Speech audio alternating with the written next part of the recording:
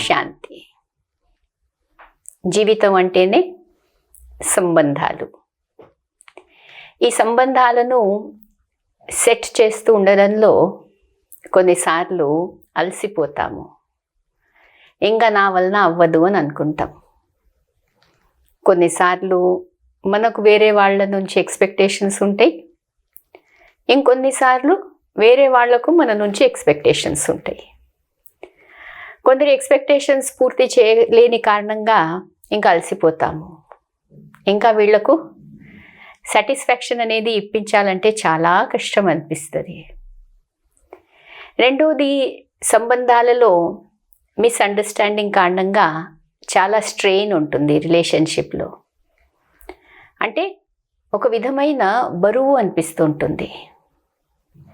ఆ బరువు కూడా మోసి దానిలో కూడా కొన్నిసార్లు అలసిపోతాము.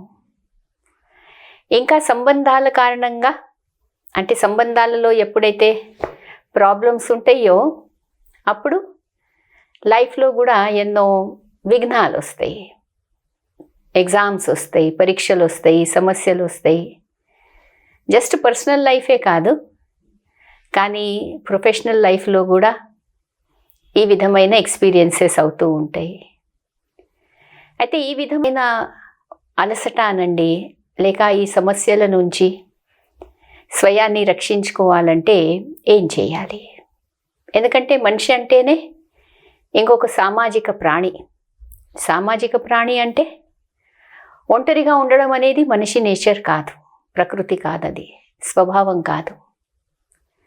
అందుకోసం అందరితో ఉండేదుండి, కానీ సంబంధాలలో ఒక తేలిదనం అనేది, లైట్నెస్ అనేది ఎలా తీసుకొస్తున్నాం? సంబంధాలలో ఒక నిమిత్త భావము అదొకవేళ మనలో ఉంటే లైట్నెస్ ఆటోమేటికలీ వచ్చేస్తుంది. అయితే ఈ భౌతిక సంబంధాలని మనము సెట్ చేయడంలో ఎంత కృషి చేస్తాము, ఎంత శక్తినిస్తాము, అదే మనము ఒకవేళ ఆధ్యాత్మికంగా పరమాత్మునితో అన్ని సంబంధాలను ఎక్స్పీరియన్స్ చేస్తే ఈ ప్రాబ్లమ్స్ అన్నీ ఆటోమేటికలీ సాల్వ్ అయిపోతాయి. ఎప్పుడు మనం యోగం అంటామో, యోగం అంటేనే పరమాత్మునితో మానసిక సంబంధం అనేది ఏర్పరచుకోవడం.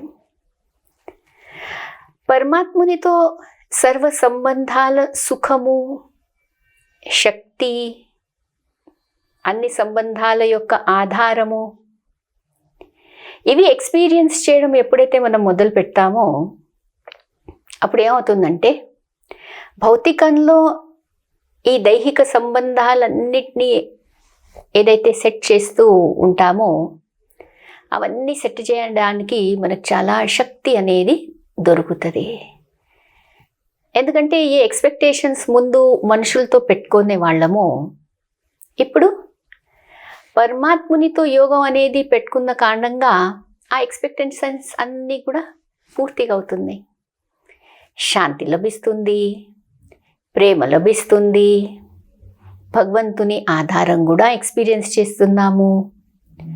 ఒంటరిదనం అనేది అనిపించదు, ఎందుకంటే పరమాత్మునే కంపానియన్ ఇంకా కంపెనీ అని ఆ అనుభూతి అనేది మనకు కలుగుతుంది. అంటే యోగం అంటే జస్ట్ మెడిటేషన్ అనేది ఒక టెక్నిక్ కాదు. యోగం అంటేనే జీవితంలో అన్ని సంబంధాల యొక్క సుఖం ఉండొచ్చు, ప్రేమ ఉండొచ్చు. కొన్ని సంబంధాల నుంచి మనకు ఆధారం దొరుకుతుంటుంది, ఆ ఆధారమే ఉండొచ్చు, అవసరమైన శక్తియే ఉండొచ్చు. అవన్నీ కూడా మనకు ఈశ్వరునితో యోగం పెట్టుకుంటే ఎక్స్పీరియన్స్ అవుతుంది అన్నమాట, ఎందుకంటే సంబంధం కారణంగా.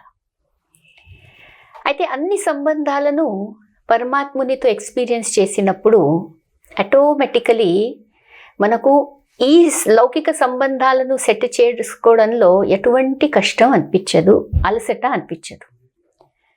అలసట లేని వాళ్ళగా, అలసట లేని కారణంగా ఏ సమస్యలు వస్తాయో ఆ సమస్యలను కూడా సహజంగా ఇంకా దాటడానికి శక్తి అనేది లభిస్తుంది అన్నమాట.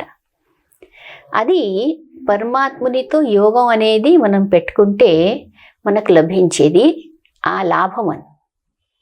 అందుకోసం ఈరోజు పరమాత్ముని మహావాక్యము ఇదే అర్థం చేయిస్తుంది. పరమాత్ముడు నాతో అన్ని సంబంధాలను మీరు పెట్టుకోండి అని చెప్తూ ఇలా అంటున్నారు.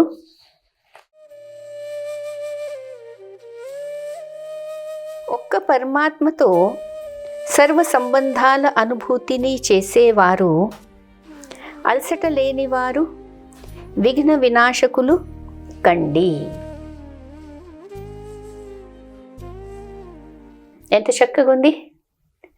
అలసట దూరము, సమస్యలు దూరము, తేలిద్దనం ఉంది జీవితంలో, లైట్నెస్ అనిపిస్తుంది, ఎటువంటి బరువు అనేది అనిపిస్తలేదు.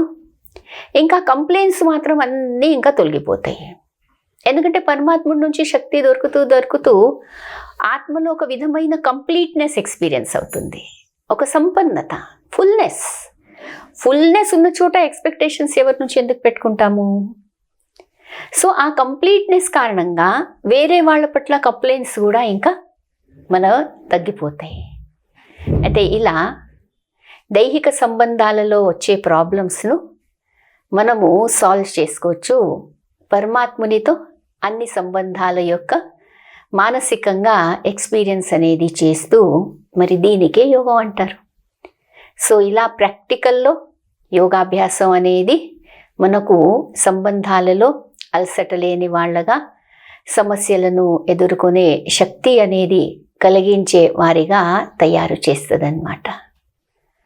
ఓం శాంతి.